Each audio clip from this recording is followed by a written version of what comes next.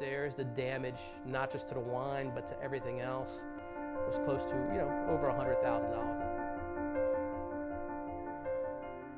It's an old living town and has been living for 250 years and working, and it's got a soul to it.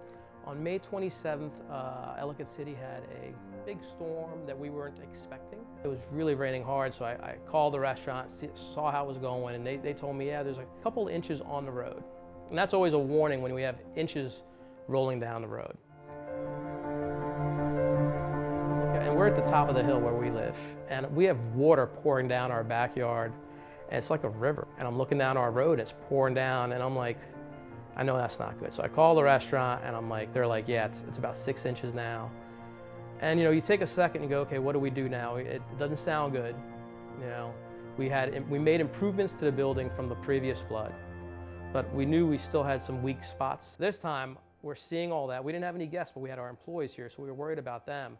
But we're seeing what's going on down the street. And as it rose to about 3.5, 4 feet around the restaurant. Then at 6 o'clock, I call the restaurant, and my maitre d', Charlie, who's been with us for 30 years, and he's, I could just hear it in his voice, and he's like, I'm so sorry, Michelle.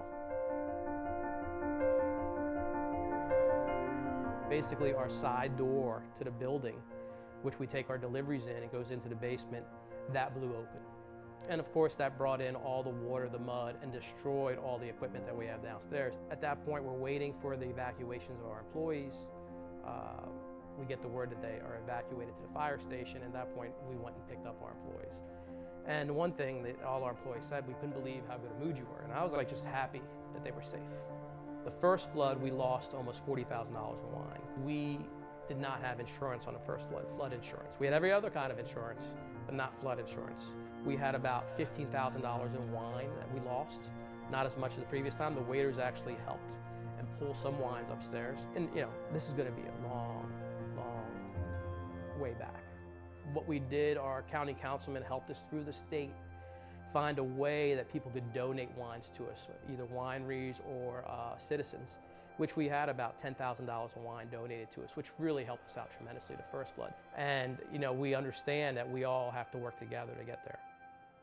And that's the biggest thing is, after the flood happened, you just, pull on your big boy pants and get going. We've been here 40 some years, and probably one of the oldest businesses that's staying here right now.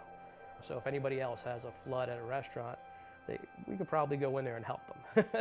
But in the end, whatever gets done, we all have to work together.